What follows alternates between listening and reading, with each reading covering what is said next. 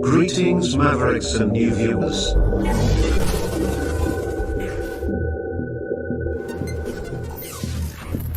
Tonight, direct and live from the Maverick News Network World Studios. This is Maverick News with Rick Walker.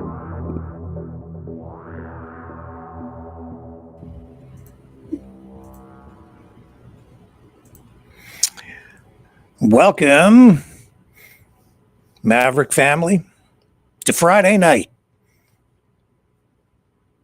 We have lots to share with you tonight. I think it will be informative and entertaining because following tonight's broadcast, or as part of it, we will segue straight into our Maverick Midnight Matinee feature film. And tonight's movie will be Destination Moon, 1950, a George Pal production. One of my favorite movies, actually. One of my favorite retro movies. Certainly one of my favorite it was science fiction, certainly in 1950, because we had not been to the moon yet. Or have we been to the moon? Well, that whole controversy has resurfaced in the last week or so, with some people sending me links to clips and one video in particular that is refueling the controversy over the alleged moon landing hoax. We're going to dig into that tonight. We're also going to look at Trump's tariffs ruling, saying that Trump is overreaching with his approach to it, and a report saying that Canada is now getting into possible recession territory because of the impact from the tariffs on our economy. And we're also seeing people and reports on the U.S. side saying that these tariffs are also hurting people on the U.S. side of the border. So it's looking more and more like a lose-lose, or lose as Trump continues his worldwide economic warfare campaign against mostly his, or the traditional allies of the United States. We'll have some comments and opinions to share with you on that front. Just looking over at my list of top stories for tonight as well, just to make sure I don't miss any of the big ones tonight. Oh yeah, the investigation into the Minnesota shooting that continues as well. So, and then as an extension of that, we're getting renewed controversy surrounding medications, drugs, and then that's going back to the CDC and vaccines, as well as meds for psychological treatments. So there is just so much to share with you tonight. You're not going to want to miss even a minute of it. So stay with me, and we'll be back right after this.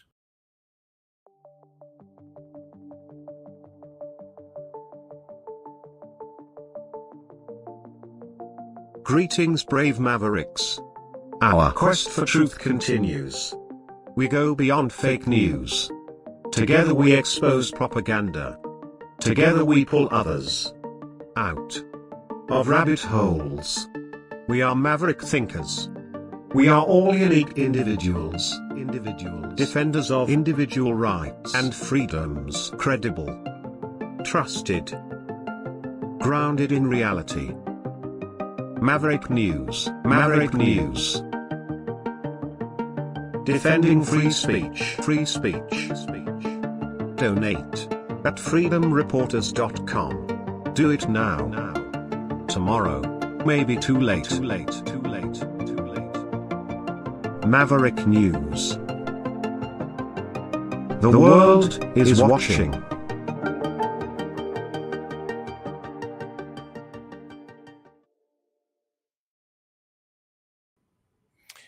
The investigation into the Minnesota shootings continues. We're seeing the authorities there have now confiscated a variety of items, well over 200 and I believe 280 pieces, 258 pieces of evidence related to the shooting that left 2 children dead. The assailant, Robin Westman, 23, previously known as Robert, was found dressed in black tactical gear with at least 2 firearms nearby in Wednesday's rampage at Annunciation Catholic Church. So they had a search warrant for the church, and they said 3 guns were taken into evidence: a Taurus semi-automatic pistol, a Mossberg pump-action shotgun, and a Magpul semi-automatic rifle. Police found a wood board with a gas container and a metal pole pin on the ground. This is all according to the search warrant, and items that may have been intended to be used as a smoke bomb were also found on site, and there seemed to be evidence of that as well in the video that Westman posted online and was later taken down, but is still making the rounds on social media because some people were able to download it, make copies before the authorities scrubbed it from the internet. So all this fueling debate, fueling anger over a variety of issues, a lot of it focused on the political correctness surrounding transgenderism as an ideology, I guess.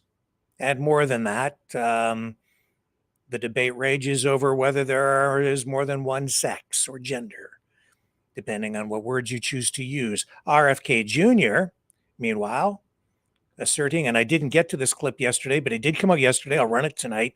He is calling for a full investigation into the use of medications for treatments like depression. Here he is in this clip again. This is from yesterday, but certainly relevant today. It came out yesterday, I believe, in the about midday. I certainly consider mass shootings a health crisis, and we are doing for the first time real studies to find out what the etiology of that is. And we're looking for the first time at psychiatric drugs. You know, these kind of mass shooting, people have had guns in this country forever. When I was a kid, we had shooting clubs at our school. People, kids, my classmates, other people, would bring a .22 rifle with their guns to school and park it in the parking lot. Nobody was shooting. So there's never been a time in America, in the history of humanity, and people walked into a crowd, into a church or a movie theater or a school or a crowd of strangers and just started randomly shooting. It's happening in our country. It's not happening around the world. And there are many other countries that have comparable levels of guns that we have in this country. We had comparable levels in the 40s, 50s, and 60s, and people weren't doing that. Something changed, and it dramatically changed human behavior. And one of the culprits we need to examine is whether the fact that we are the most over-medicated nation in the world, and that a lot of those are psychiatric drugs that have black box warnings on them that warn of suicidal and homicidal ideation. So we are doing those studies right now for the first time, and we will have an answer. So that, of course, is just part of a larger story surrounding health and RFK Jr. and his role in the government and what's going on at the CDC. Here's an analysis piece from NBC tonight related to this that kind of encapsulates the issue, or issues, because a lot of it relates now to staffing at the CDC, the Center for Disease Control, because they fired Susan Monarez as head of the CDC. And in this analysis from NBC's Jonathan Allen, he says, for many Americans, the Trump administration's firing of the head of the Centers for Disease Control and Prevention is about the clash between establishment science and the anti-vaccination movement fronted by Health Secretary Robert F. Kennedy Jr. But for President Donald Trump, who has embraced the vaccine skepticism of his MAGA base while touting the delivery of COVID-19 vaccines under his first term Operation Warp Speed program. The fight over Susan Monarez is mostly about stamping out dissent. So, of course, the issue is fairly well known, I think, to all of you, regardless of what side of the vaccination equation you come down on. Here's video again of this protest. I think this is going to roll, of the protest rally outside the CDC as some of the CDC staff resigned, walked out, protested after Monarez was fired. This morning, mounting turmoil at the CDC after top officials at the health agency clashed with the Trump administration over vaccine policy. So let's get the politics out of public health. According to an administration official, the White House tapping a new acting CDC director, Jim O'Neill, a deputy of longtime vaccine skeptic and Health and Human Services Secretary Robert F. Kennedy Jr. There's a lot of trouble at CDC, and it's going to require getting rid of some people over the long term in order for us to change the institutional culture. The new pick comes after the previous director, Dr. Susan Monarez, was fired just weeks after being confirmed by Congress and sworn in by Kennedy. Susan is an expert in public health. Former acting CDC director Dr. Richard Besser recently spoke with Monarez. What she said to me is that she had a couple lines in the sand. She said she would never do anything illegal, and she would never do anything that ran counter to the science. And she said the secretary asked her to do both. 4 other leaders resigning in protest. Current and former employees rallying outside the agency's headquarters in Atlanta, cheering those officials, including Deborah Howery. America's public health is significantly in danger. And Dimitri, Dan, and I chose to leave together to send that bat signal, essentially. Our departure, we hope, will be a wake-up call for the Senate and others. 2 Republican lawmakers appearing to heed that call, expressing concern and calling for congressional oversight, though it's not clear how many GOP lawmakers will join Democrats in opposing the changes at the CDC. It's the latest chapter in President Trump's push to exert more control over the federal government. What specifically did she do wrong? Look, what I will say about this individual is that her lawyer's statement made it abundantly clear themselves that she was not aligned with the president's mission to make America healthy again. Meanwhile, at another agency, Federal Reserve Governor Lisa Cook is now suing to keep her job after the president fired her this week over allegations she lied on a mortgage application to get better loan terms, which she denies. And of course, that's over at the Federal Reserve, which is a body that has always been at arm's length from the influence of the president. I mean, they have influence, but not control. And the president doesn't fire or hire directly these people. It's done in a different way with a board, so that it prevents corruption. But Trump wants control, and that's why he fired. That's why he fired the person over at the Fed. Let me bring this up because that case made its way into court today, I believe, for the first time. Yeah, here it is here. So, yeah, Lisa Cook. The case was spoken to in court today, but this is gonna evolve through the court system as she challenges what the Trump administration is trying to do here. So, wrapped up without a decision from the judge on whether to temporarily block Trump's attempt to fire Cook. Yeah, Cook's fight to prevent her removal from the Federal Reserve started this morning. 2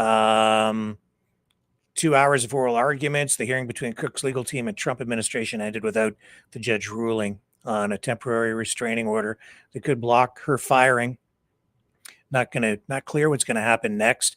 I would expect we'll get into more of this next week Cook is the first Black woman to serve on the Fed's Board of Governors and is seeking an immediate and emergency temporary restraining order that would confirm her ability to continue in her role with the merits of her case while the case is being dealt with in court. So Trump moved to fire her this week, and they kind of cooked up these, excuse the pun, these charges of mortgage fraud, but it isn't clear if they even really have bona fide evidence to support these allegations.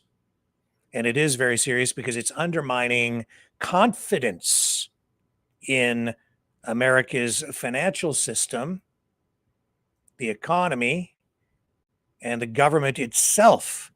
Because, as I say, it is unprecedented what is going on here with the president moving kind of behind the scenes to put his own people, his hand-picked people, into places of power where they can make decisions at the Fed to affect his policies and maybe more moving forward. He wanted to fire Jerome Powell, but was not successful in doing so. But he's going after people below him. And I believe of the people on the board, he might now control, or will soon control potentially, at least 5 out of the 7. So certainly something to keep your eyes on, and we will moving ahead. And while all that is going on, the turmoil from Trump's tariffs is having an impact worldwide, and certainly here in Canada as well. Here's information about a court case being dealt with again today, a federal appeals court ruling today that Trump has misused his authority when he imposed tariffs under an emergency powers statute, ruling that only Congress has the power to apply such sweeping measures. However, the judges today said that the tariffs can stay in place as the case proceeds. So they said today in this ruling, quote, the core congressional power to impose taxes such as tariffs is vested exclusively in the legislative branch by the Constitution. 7 judges signed this ruling today with the U.S. Court of Appeals for the Federal Circuit.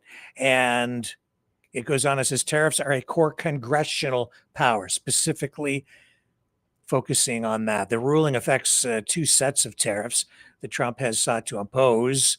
The first are the country by country or reciprocal tariffs, as they're being called, which now range in scope from 34% for China to about a 10% baseline for the rest of the world. And actually, I've been tuning in to some pretty credible economists who say that the baseline tariffs, the true level of tariffs on goods coming into the United States right now, the effective tariff rate is what it would be actually called, is about 18%. That is wickedly high. That will fuel inflation for Americans. So the ruling does not affect other tariffs implemented under other laws, including the 50% steel and aluminum tariffs on all other worldwide trading partners. Canada, of course, affected by that as well. Those tariffs were implemented, excuse me, under various sections of the Trade Act of 1974 and the Trade Expansion Act of 1962. So Trump went on Truth Social, of course, to do what he does best, and that is to post or tweet. Well, it used to be tweet. He still does some of that, I guess, but now he's mostly on Truth Social, highlighted over there that the tariffs would remain in effect while claiming a highly partisan appeals court incorrectly said that our tariffs should be removed.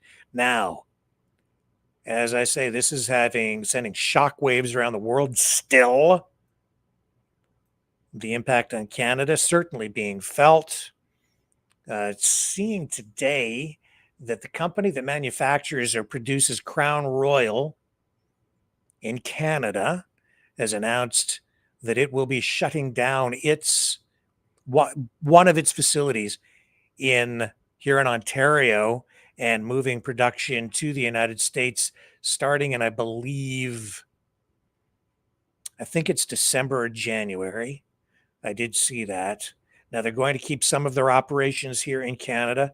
The production facility in question, I believe, is in Amherstburg, Ontario, which is sort of an extension of the greater Windsor, Essex area, just near the Windsor-Detroit border. And we are seeing tonight as well that these tariffs, according to some economists and the latest statistics coming out in Canada, indicate that Canada is getting into recession territory. Here's in fact here, I'll just play this clip, give you a sense of what's being said online. Better picture today of just how our economy is faring given the impact of tariffs. Statistics Canada will release gross domestic product data for June and for the second quarter as a whole later today. Early estimates has the growth rate flatlined at 0, bracing for the impact of tariffs and businesses and consumer uncertainty. The first quarter did show a 2.2% increase. This was as companies tried to get ahead of the looming tariff deadline. Yeah, the looming tariff deadline, and that is because a lot of companies were stockpiling goods that they would need as inputs for their production, or stockpiling goods that they would then put into putting them in warehouses so that they can then sell them later in order to avoid tariffs. So stocking up before the price goes up because of the tariffs. But of course, now we're just beginning to see that those stockpiles are beginning to diminish, wear out. They're gone. And Canada has experienced a slower growth. The GDP is down. It declined 1.6% and was down 0.4% from the last quarter, which was higher because exporters rushed to get their product out before U.S. tariffs kicked in. So it was kind of a roller coaster there. It looked like a bit of an increase because everyone was trying to get out in front. And now you're seeing a more sharp decline because everybody is buying less. Also, I've seen stats on the U.S. side that indicate total GDP just in the last, 6 months since Trump came in, total GDP has been cut, or total GDP cut by about half on the U.S. side, which means productivity is down. And this is because of the impact of the tariffs. So the United States is producing less. Now, those job numbers as well on the U.S. side have not been looking good. They went into negative territory there as well. Trump didn't like it, so he just fired the person who is in charge of releasing those stats. That's why I've also seen some economists becoming very worried because they're now into a zone where they're questioning the validity or the accuracy of government statistics when they come out, which is further fueling uncertainty, instability within the economy. Because if you're going to invest, you need certainty, you need stability. Companies now very wary about everything going on. Now, Canada is not alone in dealing with this. The whole world is dealing with it. The United States is dealing with it. Mike Pence highlighting this as well. And this is why I've said for a while, and this is, somebody held my feet to the fire the other night during our call-in session saying, why couldn't you see what Trump was in the first time he was elected? Why weren't you criticizing him more? Well, because the first time around, things were different. I cited reductions in government bureaucracy, government red tape. He said for every new rule, one had to be eliminated. Remember that? And that's what he was doing. He was reducing government intervention in the economy. He was becoming more hands-off. He was reducing taxes. both of those things fuel growth. They help consumers. They help the average American. And it also helps businesses expand because you have less government regulation. For every new regulation, what was it? I think it wasn't just one had to be eliminated. I think it was 4. He said 4 had to be cut for every new regulation that they brought in. Don't quote me on that. I might be off on the number. But that was the general push that we were getting from him. But what we're getting now is the exact kind of opposite, because tariffs are all about government control, about total government control. And not just total government control, it puts almost all the control into the hands of him. Because if you want an exemption to a tariff, you have to go crawling on your hands and knees, begging to the president and say, please, Mr. President, sir, if I give you a gift, will you exempt me from my business from these tariffs or our sector? That's economic tyranny, man. That is total government control. That is goes beyond a centrally planned economy. That's putting the levers of economic power into the hands of really mostly one guy. And as Trump continues to move forward and assert his authority, his power, and maneuver politically to purge his political opponents, stamp out dissent from within what he would characterize as the deep state, but it's really all government departments, all government institutions. Even Mike Pence, his former vice president, is cluing in on this, and he's saying this is not the same as it was when I was vice president. He says, this is totally different. What we're getting with Trump 2.0, this is hurting, especially middle class and lower income people, because these tariffs are not progressive, meaning that they are a tax, but they don't target those who are most able to pay, the rich or the well-off, or even big corporations or companies. It puts the whole burden, well, it does put the whole burden, but it puts a disproportionate burden on lower income and middle income people. It flips the progressivity upside down and gives you exactly the opposite. They're essentially a bad tax. I watched a little bit of the cabinet meeting this week, and I saw Secretary Bessent speaking very glowingly about the projection is $300 billion in tariff revenue this year. Well, tariffs are a tax, and American importers and businesses and ultimately consumers pay almost all of that. And so literally a week after we managed to extend the Trump-Pence tax cuts and prevent a $2,000 tax increase on working families, the administration is right now boasting of the fact that that the average American household is going to see about $3,000 increase in the cost of goods, because we're paying that. So that's why I referred to Liberation Day. I said could well be the largest peacetime tax hike in American history. I watched. Yeah, this is not Trump 1.0, not even close to being the same. He's right. That's the effect. And it goes beyond that, because it really does stunt growth, not just in the United States, but really all around the world. It also results in a move toward inefficient production because of something called comparative advantage.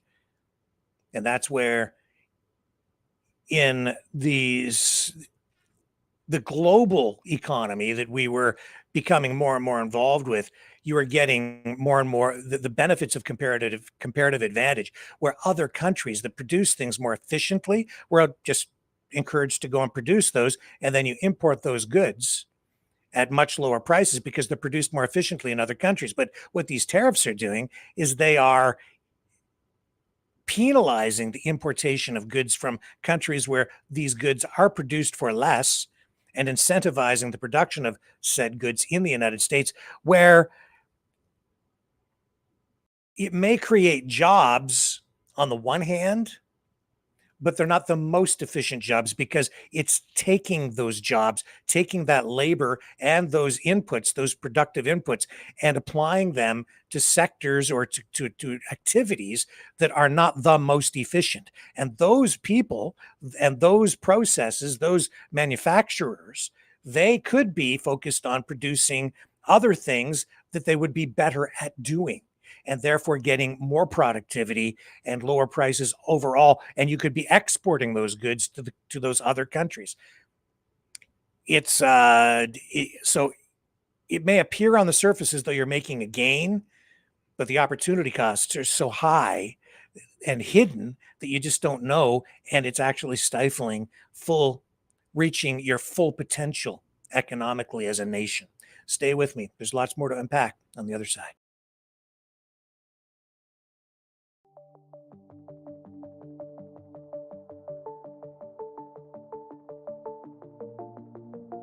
Greetings, brave Mavericks. Our quest for truth continues. We go beyond fake news. Together we expose propaganda. Together we pull others out of rabbit holes. We are maverick thinkers. We are all unique individuals, defenders of individual rights and freedoms, credible, trusted, grounded in reality. Maverick News, Maverick News. Defending free speech, Donate at freedomreporters.com. Do it now. Tomorrow may be too late. Maverick News. The world is watching.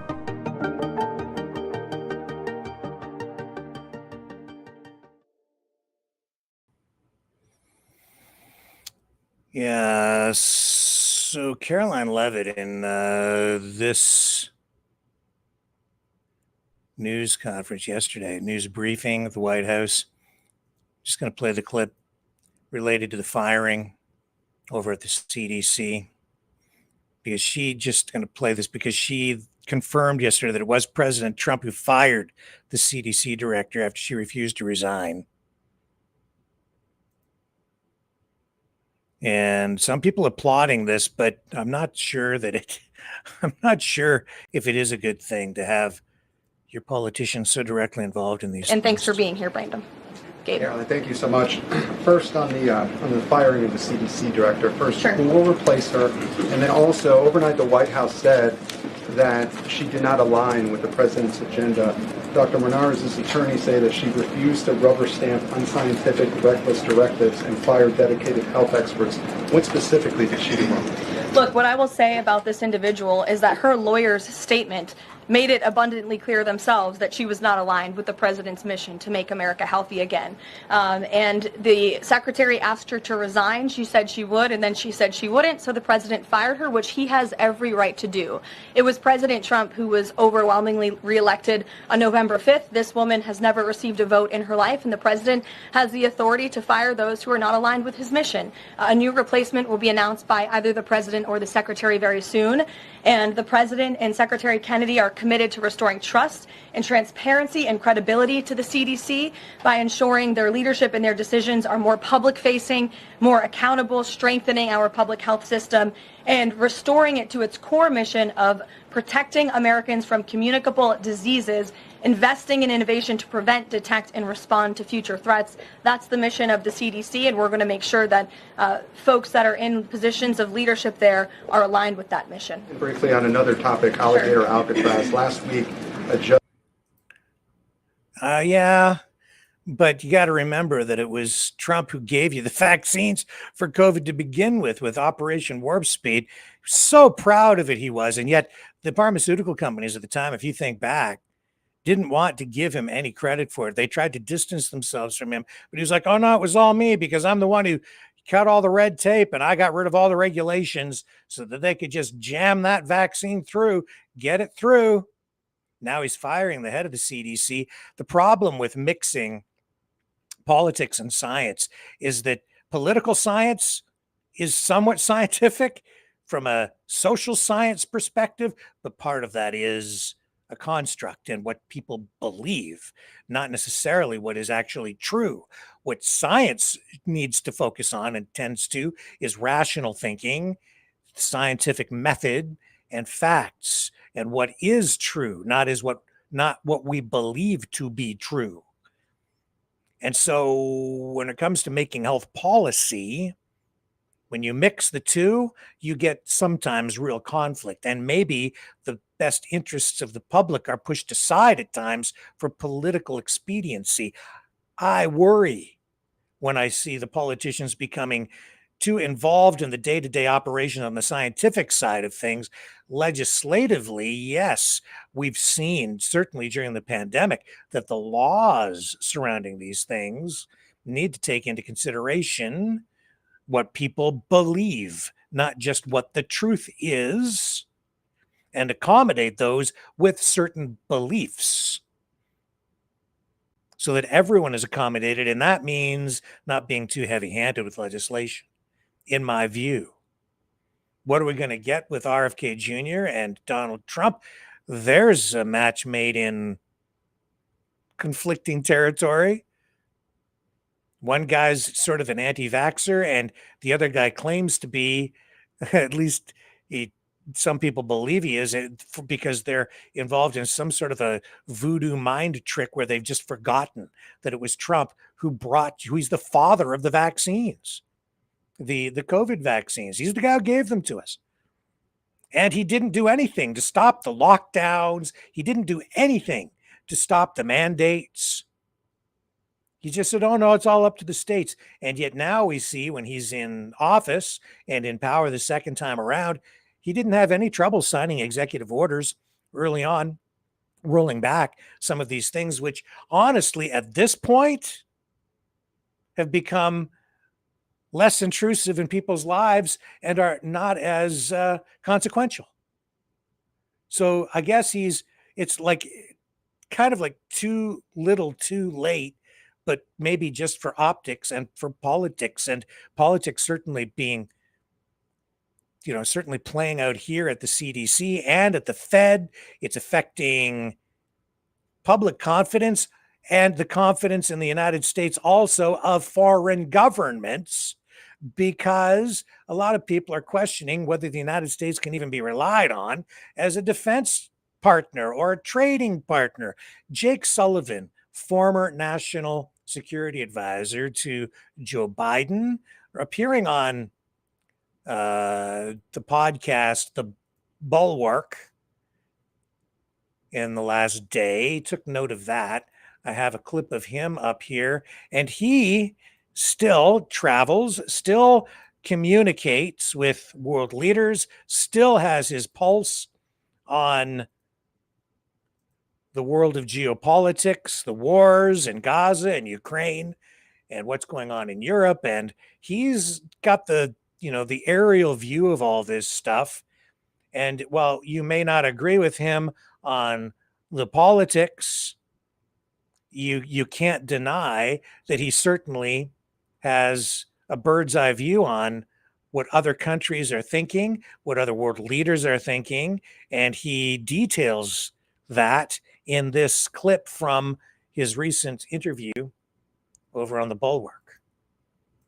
I assume you got buddies around the world from all your travels now. Like, what are our allies, people that are still involved in foreign policy and national security in Europe and elsewhere? Like, what do you hear from them right now?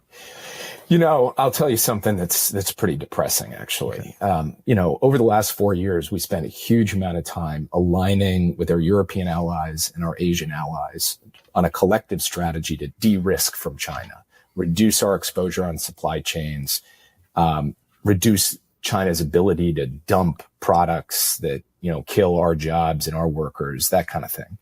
When I go to these places now, or I talk to leaders there, what they're talking about is de-risking from the United States. Yeah. They now see the U.S. as the big disruptor, the country that can't be counted on.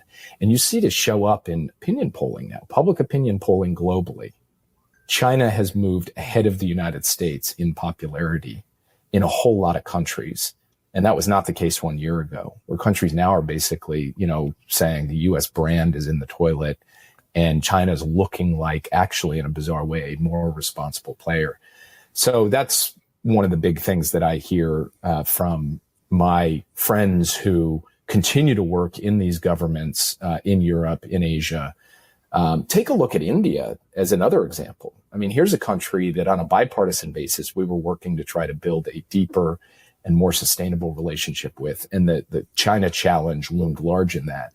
Now you've got President Trump executing a massive trade offensive against them. And the Indians are saying, well, shit, I guess maybe we have to go show up in Beijing and sit with the Chinese because we got to hedge against America. So this hedging against the United States. You've got Scott Bessent out there threatening the Indians instead of the Russians. Like, that's the big stick that they're using in the Russia negotiation. It's like, well, we're going to make sure India doesn't buy your oil anymore. Yeah, it's crazy. Exactly. So yeah, confidence in the U.S. as a partner diminished. That's why Canada has pivoted over to the EU. And yeah, there's always going to be some pain when you go through something like this. This is chaotic, it's inefficient, and it is disrupting everything worldwide because these tariffs are being used less as an economic tool and more as a tool to reshape the world geopolitically.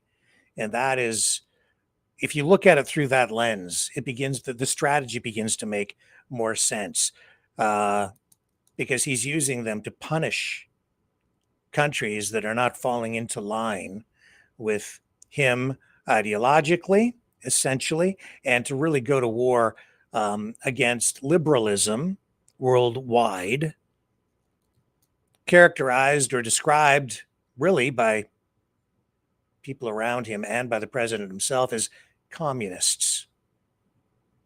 And there's a term that's kind of thrown around loosely without full definition. So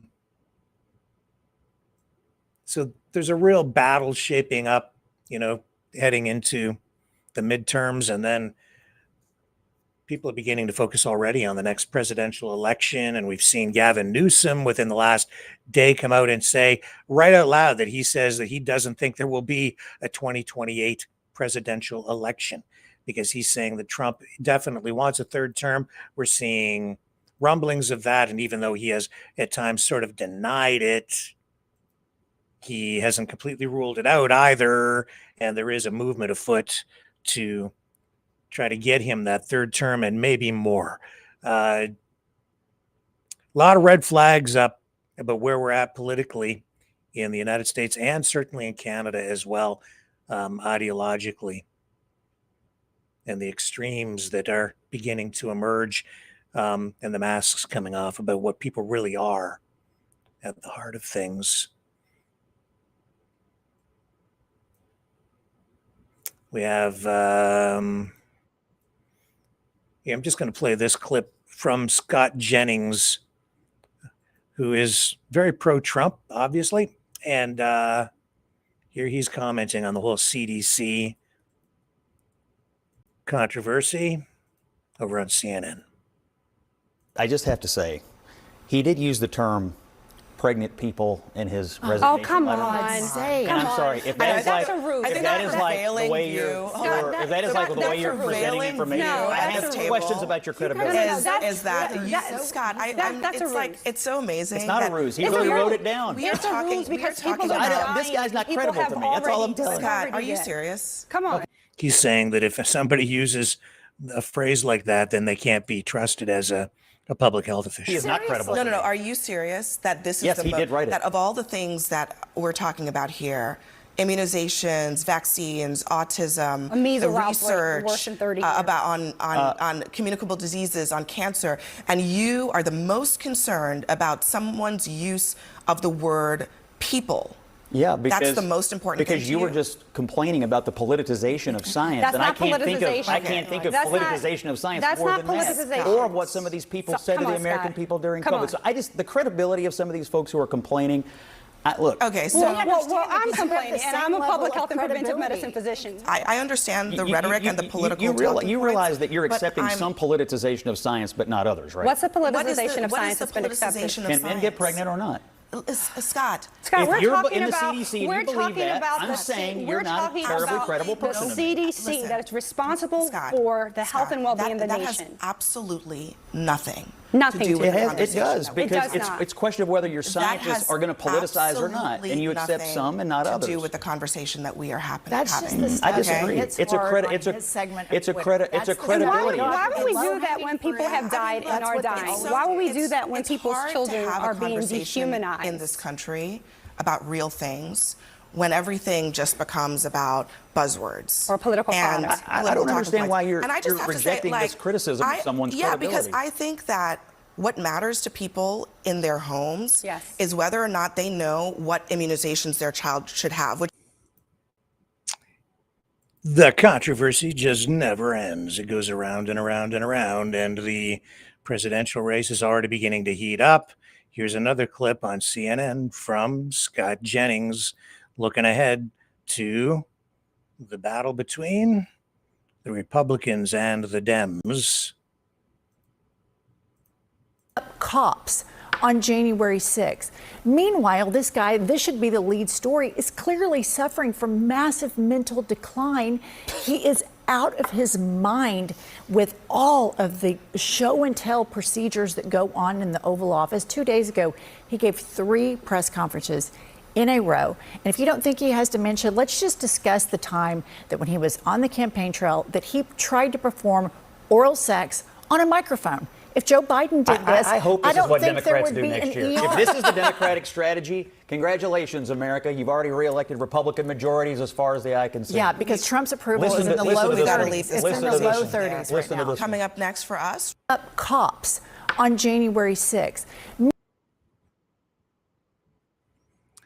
So it's getting nasty out there.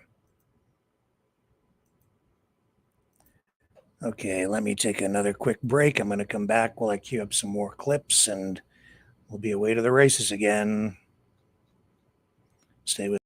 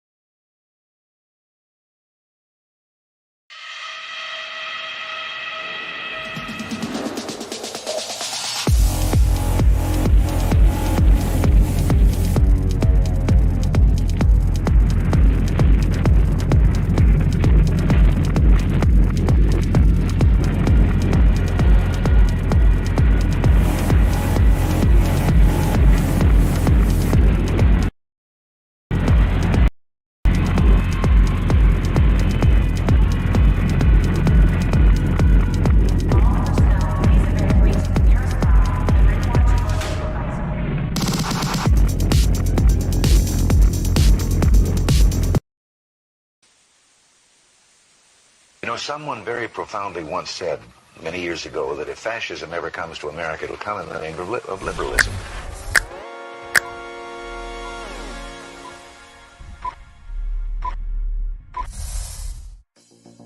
Well, I think it's time we ask ourselves if we still know the freedoms that were intended for us by the Founding Fathers. If we lose freedom here, there's no place to escape to. This is the last stand on earth. The entire world is watching. Every dictator, every crazy dictator in the world is watching.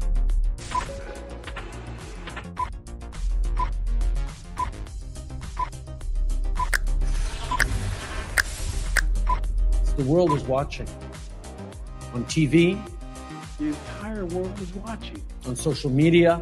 But the entire world is watching, and yes, they are seeing what we have apparently bravely been willing to say that others are thinking. Stand for freedom.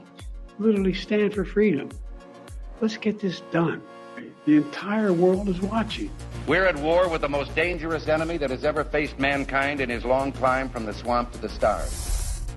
Maverick News. Maverick News. Maverick News. Let me have more control of my own destiny.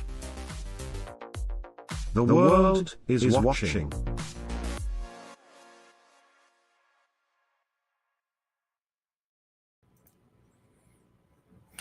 Danielle Smith out in Alberta announcing today a new Alberta wallet. It's an app you can download, and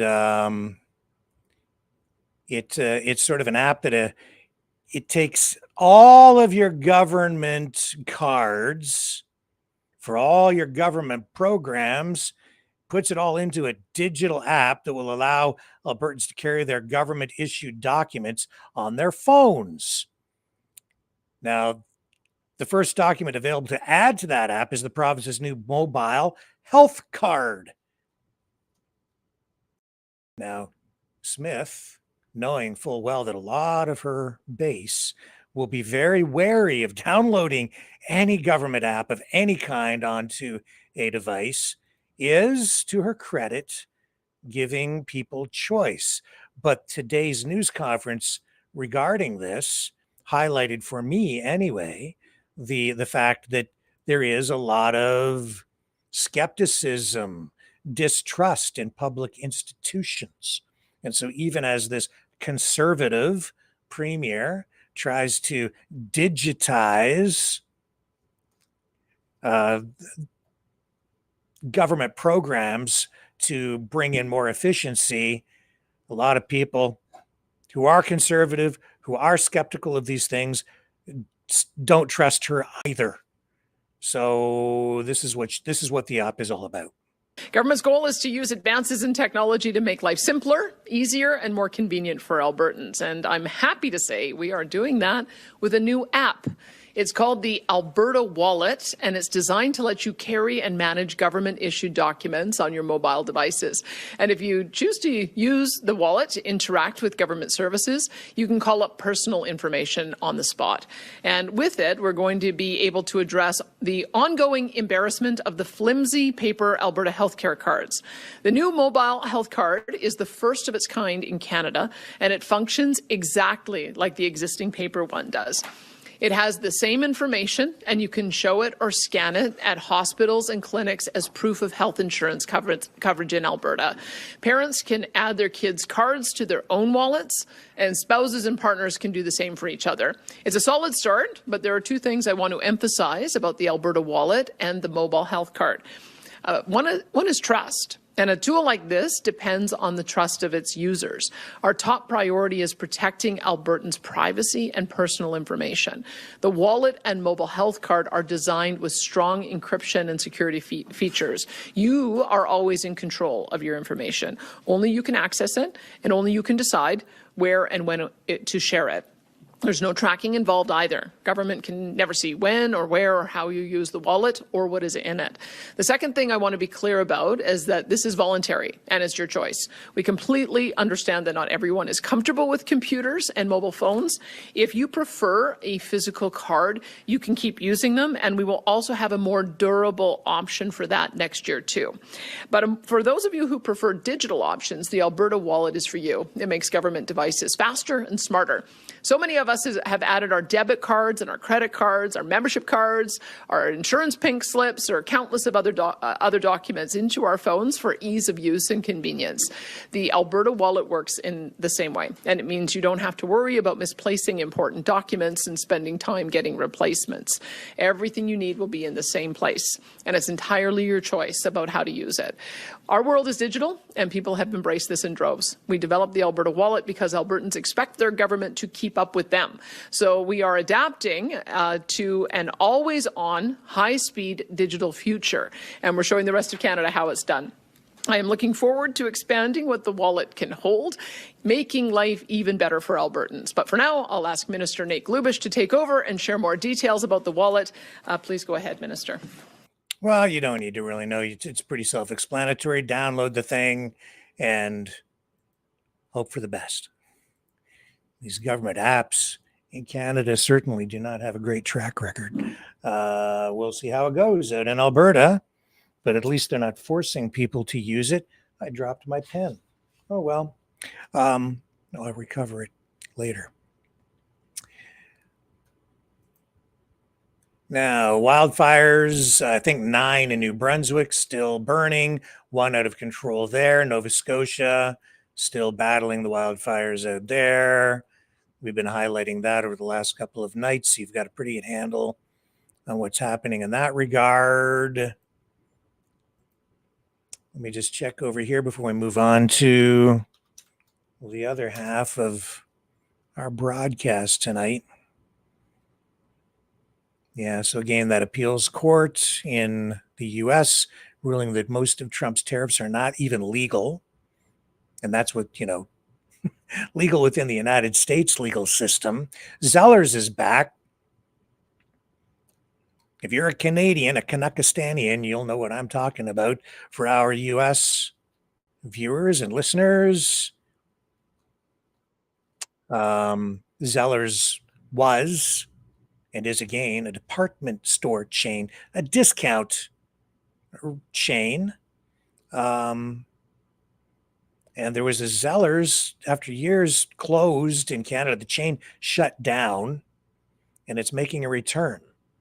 So starting this week, shoppers out at Edmonton's Londonderry Mall can now take a walk down memory lane as a Zellers new location has opened, and it's apparently called a soft launch. The CEO of the mall is saying that this is really just the beginning of things to come. The Hudson's Bay chain also shut down, sold to Canadian Tire. And we'll see where this goes. It was my understanding before that this was not going to proceed, but apparently in 2023, when Zellers was still owned by Hudson's Bay, the retailer made a brief revival with that Zellers name. They tried to have what they called pop-up locations inside Bay stores. We showed you what they were trying to do, and it just wasn't taking hold. But they're still trying to resurrect the brand. So keep an eye open for that. We'll see if that evolves. If they are able to do anything more beyond that Edmonton location. Okay, I need another small break here. We're going to come back. We're going to start getting into this new controversy surrounding the moon landing controversy. Did we go? Didn't we go? There's the new allegations that Elon Musk has inadvertently proven that we didn't go to the moon.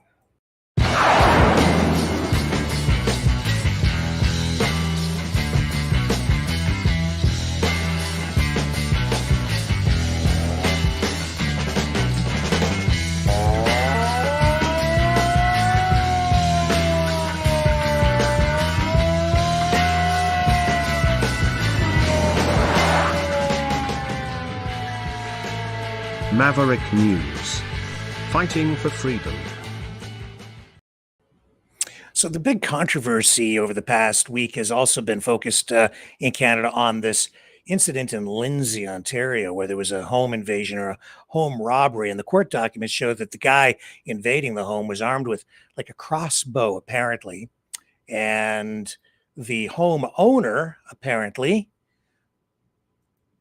defended his home and his family, but may have done so with a knife. The alleged intruder had to be taken to hospital, and a hospital some distance away, maybe even out of town, as I recall, because the injuries apparently were so severe. Now, we don't have all the details on the case, but it has sparked a lot of controversy about an individual's right to defend their home or their castle, and a lot of talk and controversy surrounding what they call castle law in Canada. Let me see if I can find you the clip of Polyev today referring to this. I think I've misplaced it here. But he was asked today by Ezra Levant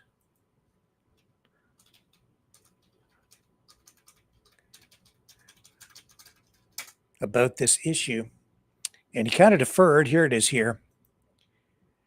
He was asked whether the Premier of Ontario, Doug Ford, who has come out very strongly in favor of strengthening the law so that people can defend their homes in such circumstances. And Poilievre, seems to be pretty supportive of this move toward tougher legislation to protect the rights of homeowners, or to protect homeowners and give them more leverage in defending their homes, but asked whether the government might be able to assert leverage to prevent homeowners from being charged if they fight back against intruders. Poilievre said, well, he's not really sure. He then deferred to the answer to Larry Brock, member of Parliament, who came up with an answer that some conservatives are a little happier with. Let me hear Ezra Levant from Rebel News.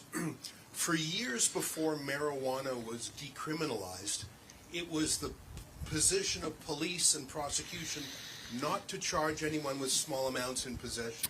So they didn't wait for the Parliament.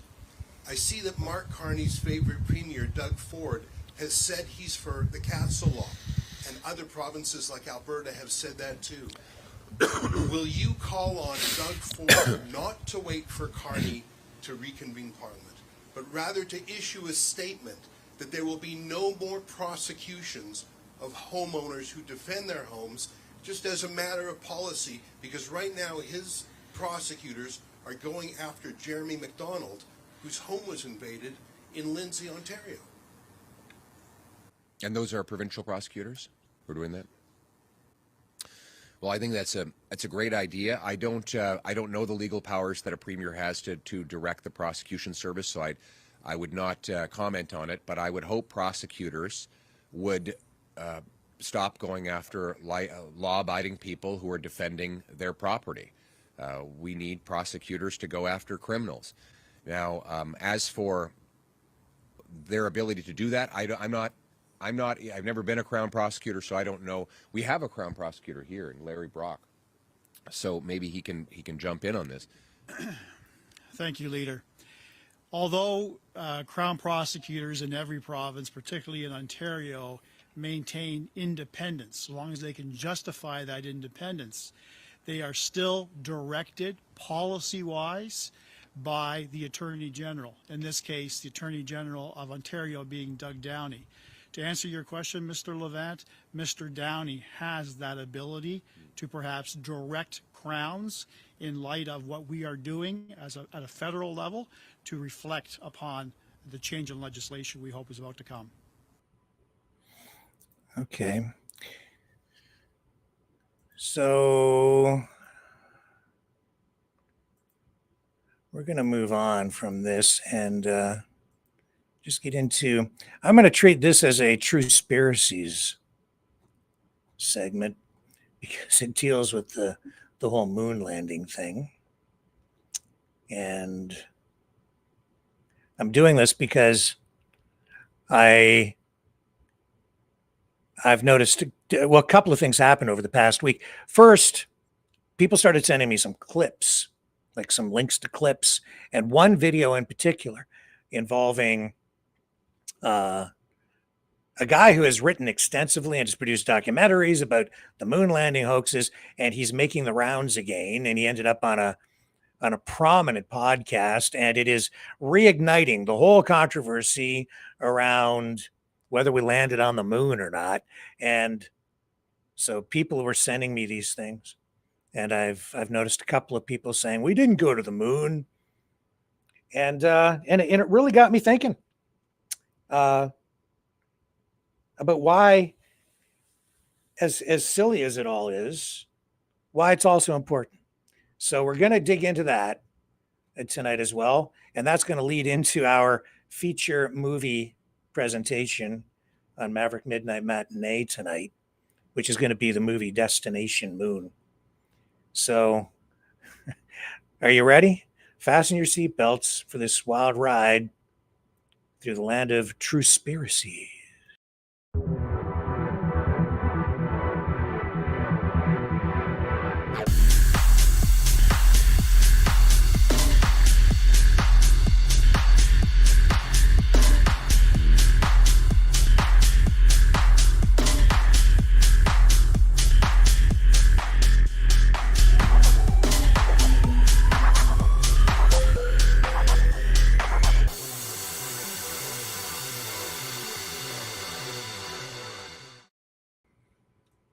We're back. So the thing that started this all was this podcast or YouTube channel. The channel is called Danny Jones Clips.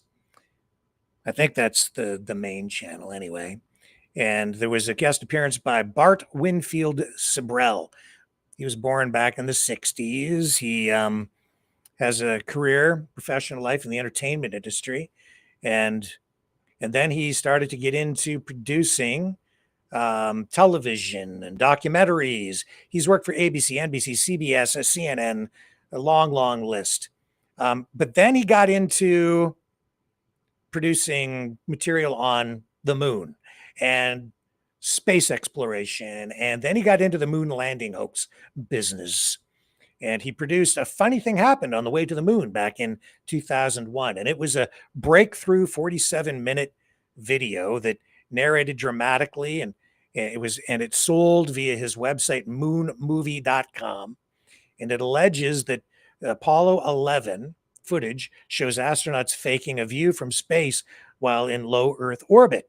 And the film mixes NASA clips with ominous Cold War imagery. It has been criticized as a pseudo documentary, fake documentary, for its sensationalism and lack of rigorous evidence. And he also produced something called Astronauts Gone Wild. I don't know, are they topless in that? Into the authenticity of the moon landings. An investigation, rather, into the authenticity of the moon landings. That was 3 years later in 2004.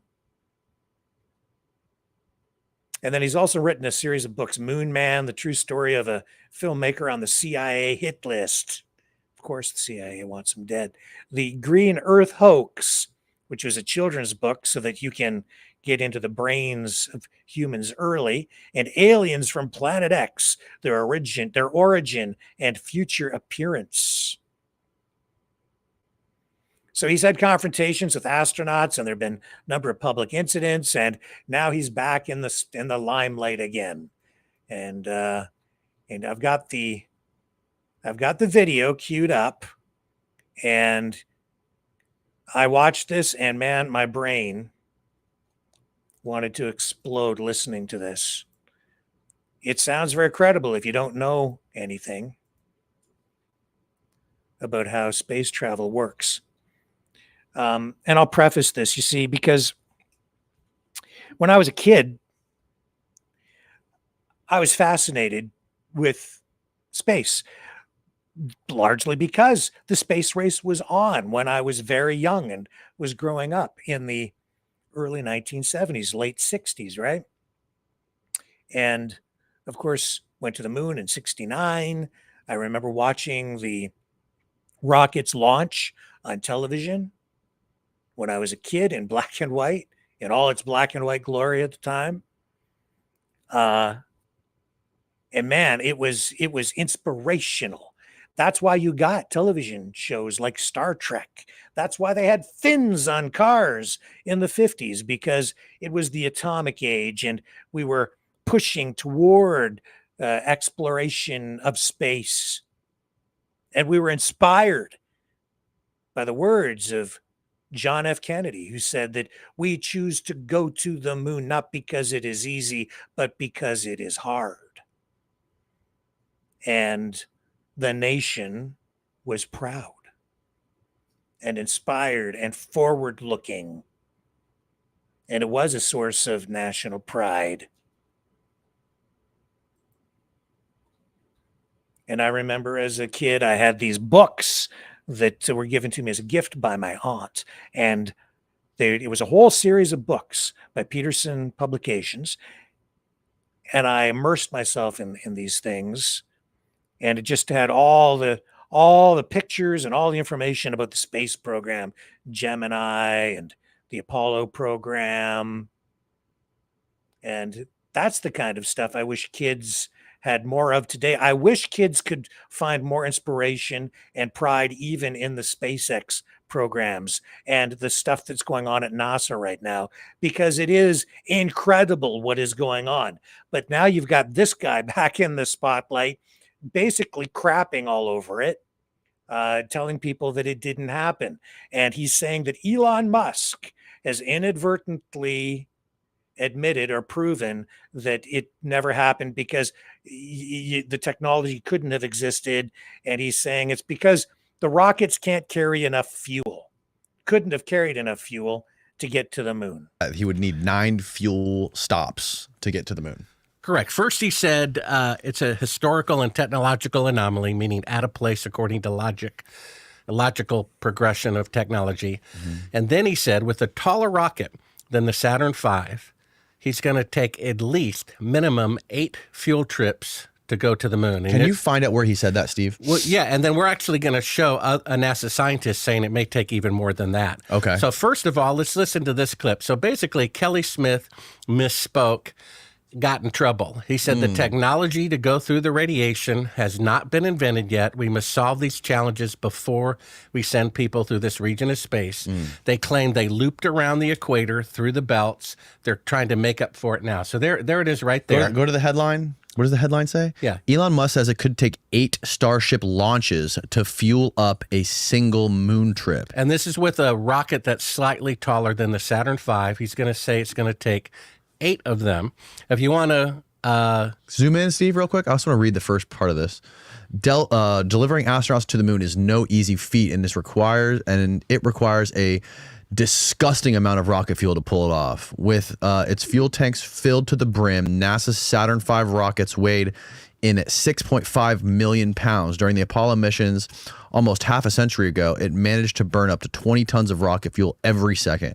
Fast forward several decades, and SpaceX CEO Elon Musk is trying to achieve similar greatness with the space company's Starship rocket. This time, it's going to take a lot of refueling to get there. So SpaceX competitor Blue Origin recently griped that SpaceX might need as many as 16 launches to get to the moon. Holy crap. Right. So Von Braun, and this is in my book, Moon Man, at my website, he said originally to go to the moon and one rocket is impossible. We're going to show a clip of that in just a second. And the minimum you could do would be 3 rockets, each weighing 800,000 tons, being taller than the Empire State Building. The Saturn V only weighed 2,500 tons instead of 800,000 tons times 3. So that's a difference of 32,000% times 3. Take a look at this clip. Just like Kelly Smith misspoke and accidentally told the truth, the technology to go to the moon through the radiation belts has not been invented yet. Here's an astronaut saying the best we can do with 50 years better technology is orbit the Earth, and we hope to go to the moon eventually. We'll take a listen. Right now, we only can fly in Earth orbit. That's the farthest that we can go. And this new system that we're building is going to allow us to go beyond and hopefully take humans into the solar system to explore. So the moon, Mars, asteroids, there's a lot of destinations that we could go to, and we're building these building block components in order to allow us to do that eventually. Yeah, he just said they hope to go to the moon eventually. Now take a look at this clip from Von Braun himself saying the largest... Yeah, they're going to go back to the moon eventually. But he's making it sound like the guy is admitting that they never went to the moon. He's taking it out of context. It's also, this is the dumbest video I think I've ever seen regarding the moon landing hoax. Because that's not how you go to the moon. You see, he's making you think. Oh, also, my number one fan over on one of these channels the other day, I'm told, this is the other reason I'm running this tonight, because he said he doesn't believe that we went to the moon. That's because he has no freaking brain. And that's not how you go to the moon. He's making you think that you burn fuel all the way to the moon. Your rocket's firing like you're driving your car and you've got your foot on the gas. That's not how you go to the moon. The Saturn rockets that took the Apollo astronauts to the moon, they were staged rockets. So as they were ascending, each stage would burn out the fuel and it would drop so that the rocket would become lighter and lighter as you would ascend through the atmosphere and out into outer space and push yourself out into orbit, and then eventually slingshot off the Earth out of the gravitational forces of the Earth itself, using gravity as a propellant.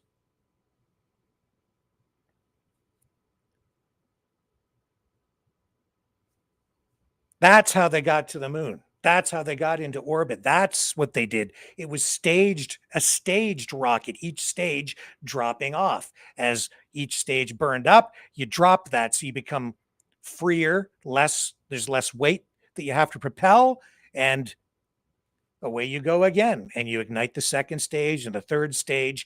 And when you're going to the moon, as you're traveling, you're actually not using your rockets. It's all about accelerating, slingshotting off the Earth after you go into orbit, and then you slingshot off and you're using gravity. You use your initial propulsion and then you use gravity to literally pull you toward the moon. And because there's no air in space, there's no friction, and you can achieve incredible speeds. Using the initial propulsion, using occasional retro rockets in order to guide the craft through outer space as you're using the gravitational pull of the object you're heading toward to pull you in. So first toward the moon, once you escape the gravitational forces which are dominant of the Earth, toward the moon, and then the moon actually pulls you toward it. And when you're done and you slingshot off the moon and you come back the other way, you're using the gravitational pull of the Earth to pull you back the same way that you went. So you don't have your foot on the gas the entire time. That's why we're going to run Destination Moon tonight, because there's actually a Woody Woodpecker cartoon in the center, well, near the beginning of that film, that explains exactly what I'm talking about. This is stupid. And Elon Musk has not said that it's impossible to go to the moon. Elon Musk says that people who think that we didn't go to the moon are nut bars. He says they're nuts. Has said so even on Joe Rogan's program. Here's Musk talking about how rocket technology has become worse over time, not better, but that's because priorities changed. Tax dollars reallocated. NASA's budget was cut. The emphasis was placed not on going back to the moon or to other planets, but on launching satellites around the Earth. And make no mistake, the reason the focus changed is because of the military, because they've been weaponizing space and also improving communications and navigation for things like GPS. But a lot of it is about defense or military applications. And that's why the United States is so dominant right now. It's because they have so many satellites up in the air, in space. And that's largely about Elon Musk, a technocrat, by the way, which we will highlight more maybe next week when we get into this whole thing about technocracy. But here's Musk talking about the technology itself. He's not saying that humans can't go back to the moon. He's saying just the opposite. He's going back to the moon. But they've developed newer technology and some new techniques to get there. Not because the Apollo programs used disposable components. Musk has developed rockets that can be reused. When they come back in, we showed you this week, the rockets re-enter and they actually land and can be reused. That is not the way that the rockets worked when we went to the moon back in '69 initially, and subsequently again a number of times in the '70s. With SpaceX, what we're trying to do is achieve a huge advancement in rocket technology. If you look at rocket technology, it actually got worse over time. In 1969, we were able to go to the moon, and then with the space shuttle, we were only able to go to low Earth orbit. And then the space shuttle went away, and then we weren't able to go to orbit from the United States. See, like, that's a negative trend line. It's not like you can extrapolate that trend line into the future and it gets good. It's a trend line to zero. So if it's not going to come from the government, then it's got to come from a private company. With SpaceX... And it has sort of a private company, but SpaceX, while being a private company, has also received massive government subsidies and survives on what? Government contracts, military contracts. You've seen the importance of that even in the Ukraine conflict, where it's been the intelligence and the satellite surveillance and coverage for the use also of weapons that has made a lot of the difference. There are other satellites up there from other countries, but the United States dominates in space. That's why in Trump 1.0, he set up Space Force. Media joked about it, mocked him. Remember the late night hosts all joking about Trump as though it was like he was setting up Starfleet Command? Well, in a way he was. And even the logo for Space Force resembles what we've seen in Star Trek. A prelude of things to come. Makes you kind of wonder sometimes, doesn't it? Is it a nod to the past, or did they know that it was coming in the future? Maybe a little of both. Is that a conspiracy? It's certainly truth, I think, both ways.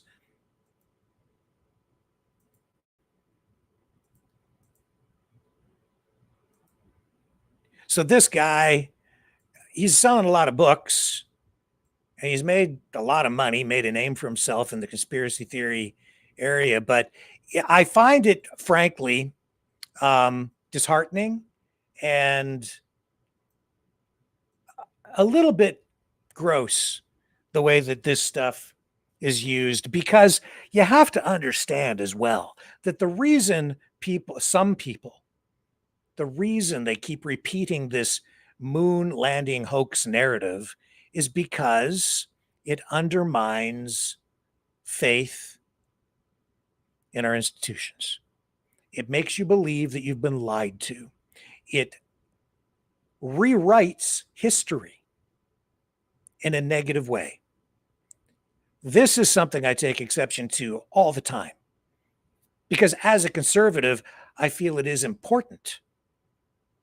As a true conservative, I feel it's important to preserve our real history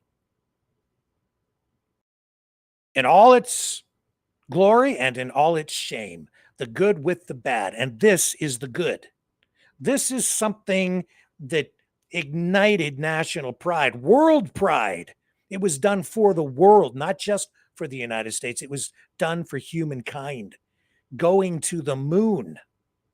But because the United States led the way, some, including some foreign governments, would like to take that away from us. But we shouldn't let them. And people who buy into it have weak minds. I, as a journalist, try to keep an open mind about all of these things. And I certainly did, even when I really kind of saw that there was a rise in this rhetoric of moon landing hoax stuff. I was open to it. I watched a lot of it online, but I dug afterward. And I was like, wow, man, that looks pretty credible. A lot of these things that they're saying about landing on the moon. How could they photograph that? Look at the shadows there. How could that be? How did they make those radio systems work? How did they have enough fuel to get to the moon? How did they get through the Van Allen radiation belts? If you go and you look for the information, you can find the answers to all of these things, and these conspiracies can be and are debunked. I've just explained to you how they actually got to the moon, that they didn't put their foot on the gas the entire way. They didn't. Gravitational pull, that was the key to the whole thing. That's what will help again in the future. But Musk, with his technology and his rockets, will do it differently than they did in the past. Even re-entry, he's approaching that from a different perspective as well. We talked about that the other night. The heat shield that he's using is reusable. In the past, that hasn't really quite been the case. Even with the space shuttle, all those tiles that they put on the bottom of the space shuttle, they had to be inspected, many of them replaced after each re-entry, because they built up so much heat. Some would become damaged, and some would even fall off during re-entry because there's so much friction in the atmosphere when the craft is re-entering at such a high rate of speed. And when the capsule re-entered, remember? Maybe you don't remember, maybe you're not as old as I am. When the capsule re-entered the atmosphere for splashdown, it had a heat shield on the bottom of it so that when it was coming through the atmosphere, it protected the astronauts inside. And then it would splash down, but it didn't go back up. They didn't reuse that capsule later. There was a one-time, one-shot deal, disposable, although recovered and in museums. Those components from the space program of the 1960s and 1970s, they're on display. And, it's not like we haven't been back to the moon. We most certainly have. Just not with human beings. Not since then. Not to say that we can't go again, but this guy is telling you, this conspiracy artist, that we can't get to the moon, that we don't have enough fuel to get there. Well, we obviously do, because the United States is not the only country that has been there. We've seen other countries get there. China, for one. Here's a landing of China's moon rover. And this was like 11 years ago. I'll run some footage.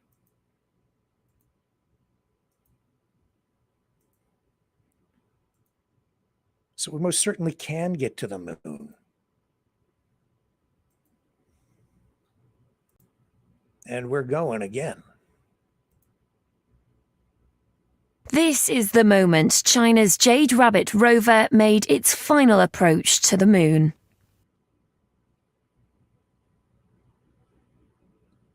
On Saturday, the rover carefully rolled down a ramp lowered by the lander. When it reached the volcanic plain, it became the first robot to do so in nearly 40 years. On Sunday, the two machines began photographing each other. Clearly flying a Chinese flag, the rover is expected to work for around 3 months. The lander will operate there for a year. At the Beijing Aerospace Control Center, staff watched the monumental moment unfold, marking the latest step in China's ambitious space program.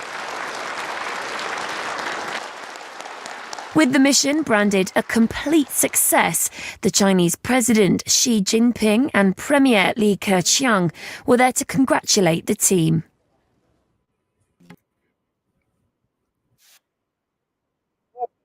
Up there, you can put people back up there too. And so you see these claims in that video that I began this whole segment with, this whole Truspiracies episode. It's obviously BS, because he's saying you can't get there from here. The technology isn't there. It wasn't there. It isn't there. It's going to take too much fuel. Nobody can get there yet.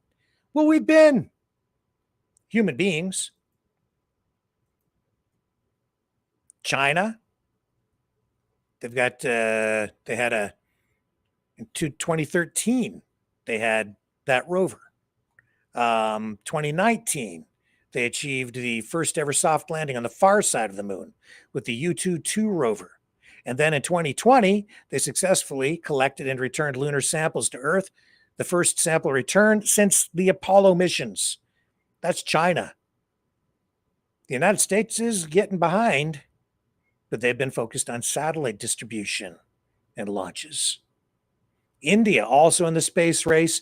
The U.S. with their Artemis program, they want to return humans to the moon.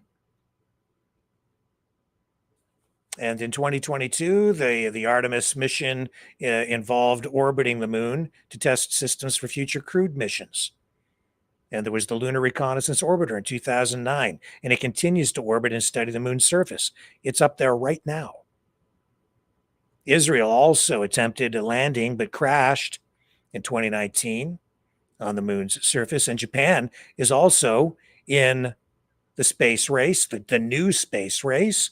Nissan, one of the companies actually, and Hyundai as well, two automotive companies also getting into the aerospace industry. They've been producing prototypes and concept vehicles for lunar rovers themselves. And there have been other private companies aside from SpaceX that have also set their sights on going back to the moon. And they've tried to send landers to the moon, but I don't think the private companies thus far have been successful. They failed in their attempts, but government-led programs from various countries have been successful. So the whole thing is just bunk. And we should not let these negative people take this source of inspiration and pride away from us. Foreign governments, there is ample evidence to show actually that foreign information campaigns and warfare attacks have been focused over the years on fueling the moon landing hoax conspiracies because they want to undermine national pride in the United States and even in the West in general. And one of the biggest sources of pride has been the space program. That's the incentive. Moon landing denial fired an early anti-science conspiracy theory shot. This is in the journal Science. Or no, I'm sorry, Scientific American. This is an op-ed talking about how foreign governments actually latch on to this particular narrative in order to undermine national trust and rewrite Western history. Much like a lot of other people have tried to do over the years, a lot of liberals have engaged in that kind of activity, right? Rewriting your history. Shouldn't let them take this away from you. I'm not about to. As a kid, this was something that fueled dreams for me of a better tomorrow. And it did give us a better tomorrow. The space program gave us all kinds of new innovation, all kinds of new products, even consumer goods. I mean, where would we be without Tang? Do you remember Tang? Let me look up a Tang commercial.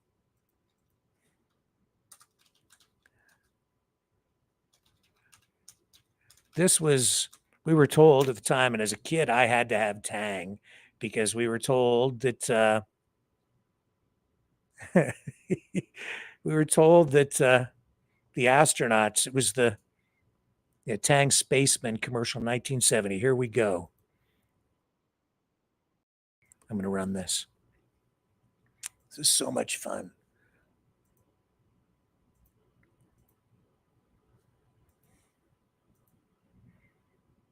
I have to admit, for a while I was like, hey, maybe we didn't go to the moon. Maybe. I was looking at all the information that was circulating. This is going back now about, easily 10 years. And I was like, wow, the footage, maybe they just slowed it down when they were on the moon. But you really got to look at things. This is what I remember as a kid in 1970. This is a typical meal served to astronauts aboard Apollo space flights. Oatmeal, sausage, toast, applesauce, and in a special zero-gravity pouch, Tang, the energy breakfast drink. Orange-flavored Tang with rich, natural flavor and more vitamin C than orange juice. Energy Tang for spacemen and Earth families. The ultimate in processed foods. Oh, and when I look back on it, I mean, I don't think Tang probably is not very good for you. There's a lot of sugar and vitamin C in it, so there's vitamin C. But there's no substitute for real orange juice. Of course, when you're up in the capsule and you're on the moon, you probably want something that is processed and will stay fresh indefinitely with a best before date of like 1,000 years from now that never goes bad. You can't take real orange juice with you, man, because you just can't go to the supermarket and replenish. That's why, even though Musk wants to take us to Mars, I have to say, I don't want to go. I am skeptical about that whole project, the idea of populating Mars with humans, creating a civilization up there. I think it'd just be a whole lot easier to make things work down here. You go to Mars, it's a very hostile environment. You go there, that planet's going to want to kill you. Martians or no Martians, the planet itself, not really well suited for human habitation. What can I tell you? I'm going to stay here. Now, if Elon wants to hop on one of his SpaceX rockets and head off to Mars, well, he's welcome to do so, but I'm going to stay put right here. Now, if I missed anything with regard to this tonight, the Tang thing, I love that. Oh yeah, you can't actually see the you cannot actually see like the things that were left behind on the moon with a consumer grade telescope. So if you're an amateur astronomer, you can't quite make out like the rover that was left behind, or the things that were left there by the astronauts, with the American flags that were planted on the moon's surface, that kind of stuff. But you can zoom in and see the areas where the Apollo astronauts did land. And I have a video queued up here. This is from JW Astronomy. And in this brief video, he takes us on a little tour of where the Apollo astronauts set foot and took some giant leaps for mankind.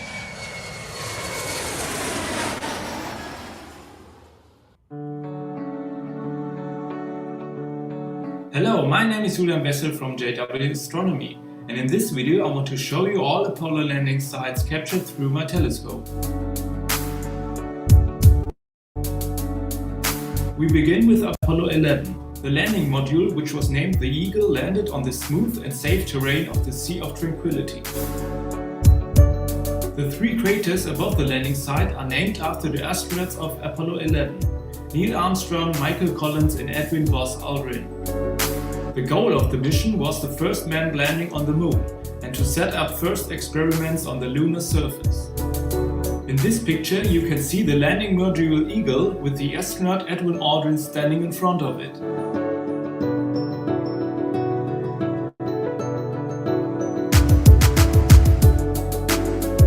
Apollo 12 landed in the Ocean of Storms, south of the big crater Copernicus. They tried to land within walking distance of the Surveyor 3 probe, which they successfully achieved. The crew members were Charles Conrad, Richard Gordon and Alan Bean.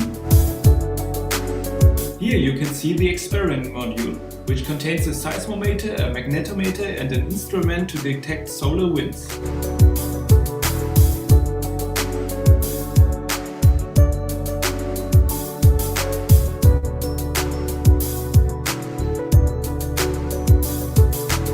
Apollo 14 landing site is near to Apollo 12 landing site. It is located in the Fra Mauro Formation.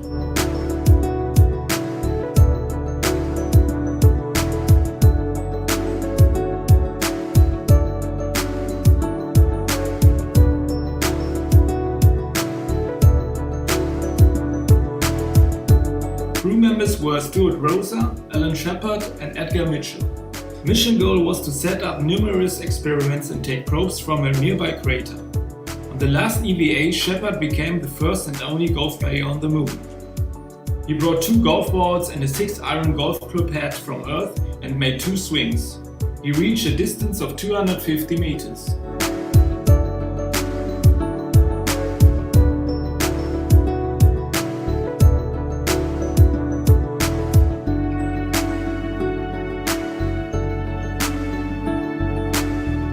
Apollo 15 landed on a spectacular region called the Apennine Mountains. They touched down right next to Mons Hadley and the Hadley Rill.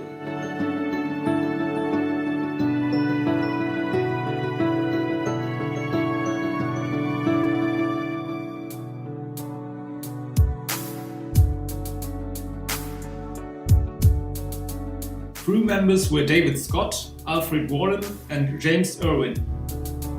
The mission goal was to discover the Hadley Rill and get probes of rocks near Mons Hadley. This was the first mission to use the lunar rover, greatly expanding the amount of ground the astronauts could cover. With the lunar rover, they covered a distance of 28 kilometers on the lunar surface.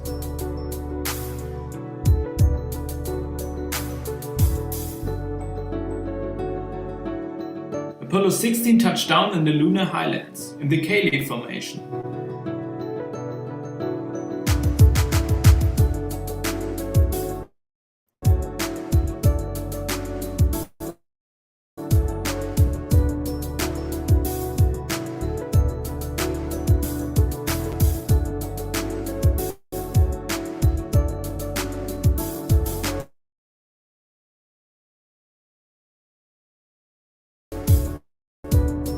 Crew members hope to find older rocks than previously found near the Yamam area.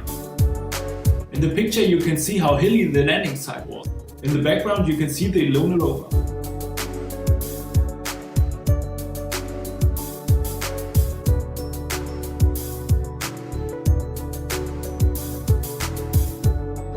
Apollo 17 landed in the Taurus Littoral Valley, near Mare Serenitatis.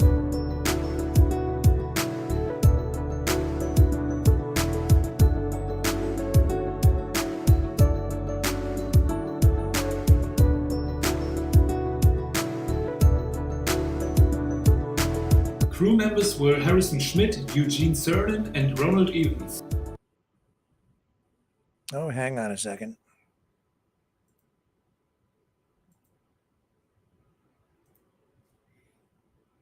We ended up in pause.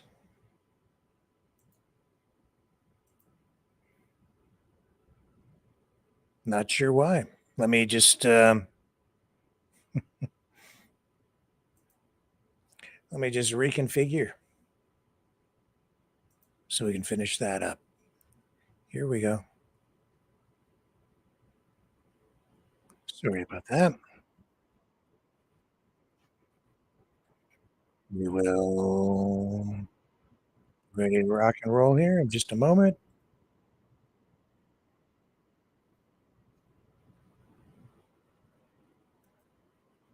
It won't cooperate. It's not going to cooperate.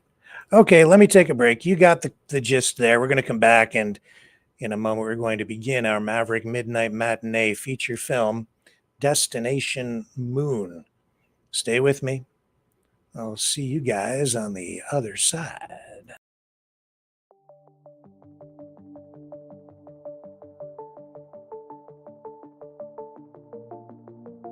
Greetings, brave Mavericks. Our quest for truth continues. We go beyond fake news. Together we expose propaganda. Together we pull others out of rabbit holes. We are maverick thinkers. We are all unique individuals, defenders of individual rights and freedoms, credible, trusted, grounded in reality. Maverick News, Maverick News. Defending free speech, free speech. Donate at freedomreporters.com. Do it now. Tomorrow may be too late. Maverick News. The world is watching.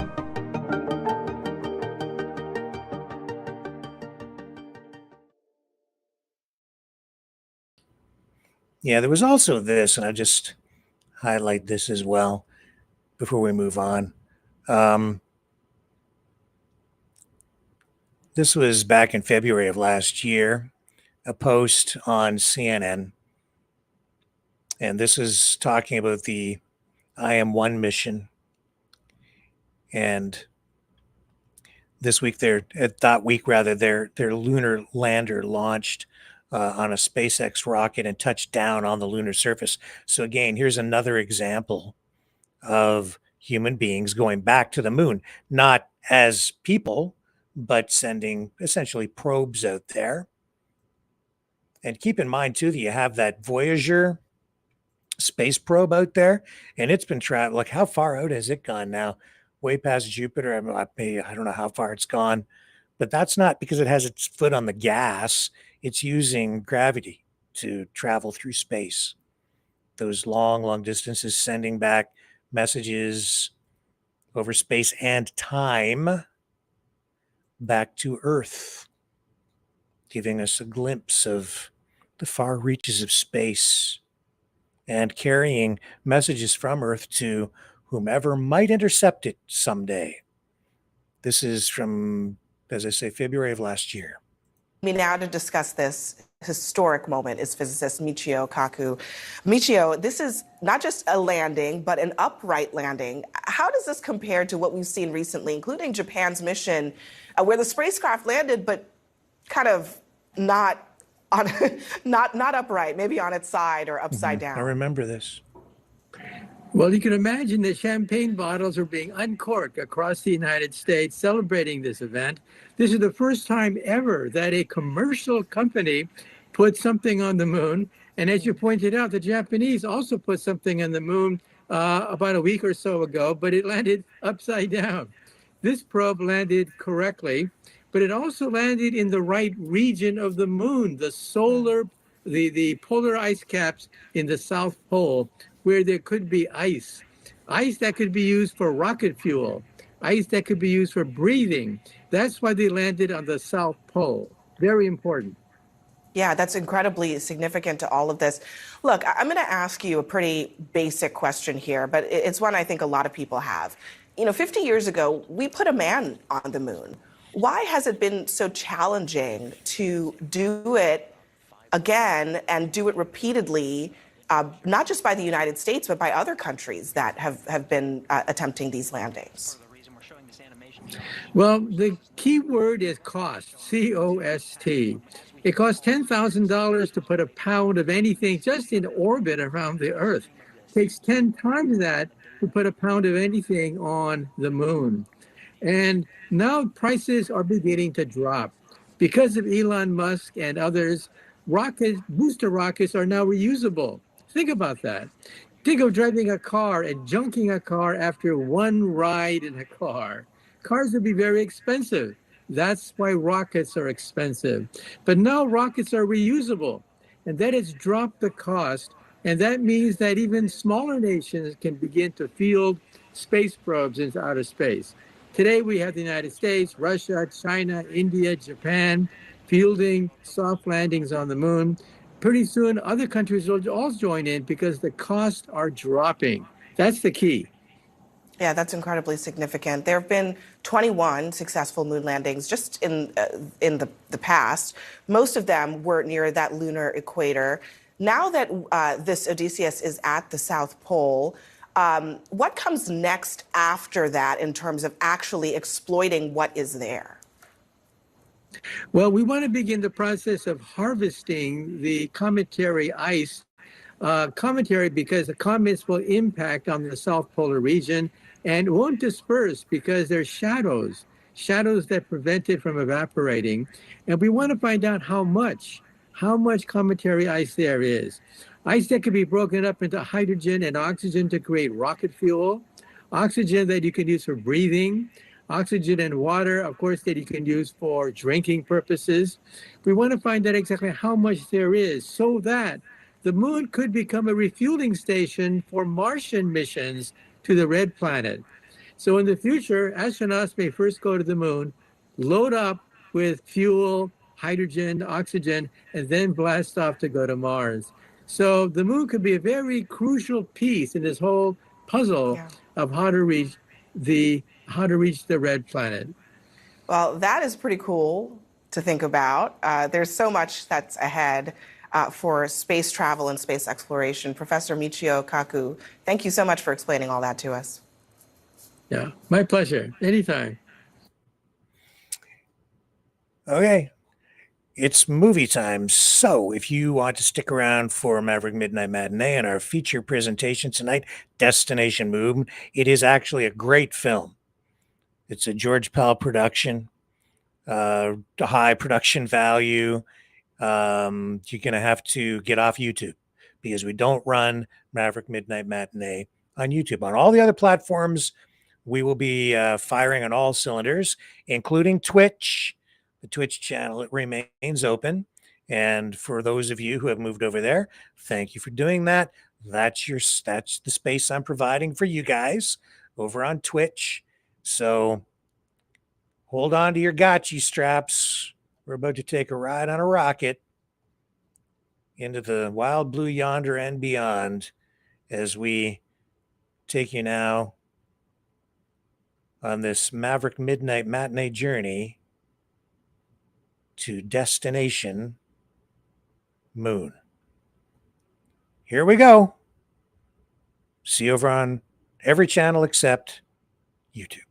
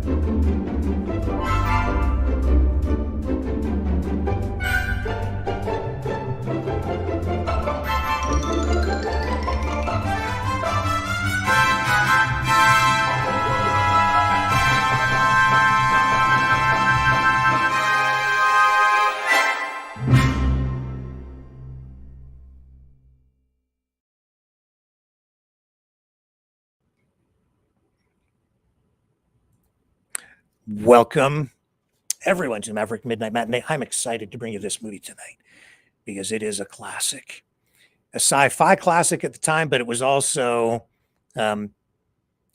science fiction foreshadowing things really to come in a very scientific way. The film, directed by Irving Pitchell and produced by George Pell, wasn't just another space adventure. It was one of the very first serious attempts to imagine what real space travel might look like, inspired by the writings of Robert Heinlein, one of my favorite authors of all time, who also contributed to the screenplay. The movie took scientific accuracy seriously long before NASA ever launched a manned moon mission. At the time, rockets were still the stuff of wartime weapons and pulp magazines, but Destination Moon dared to dream bigger. It predicted everything from the technical challenges of escaping Earth's gravity, which I mentioned in our previous installment of Maverick News, to weightlessness to even the political debates about who controls space. This film won the Academy Award for special effects that year, and when you see the rocket design and the space sequences, you'll understand why. So buckle up. Tonight we're going back to 1950, to a time when humanity hadn't even launched a satellite, and yet filmmakers were already imagining the future. This, my friends, is Destination Moon.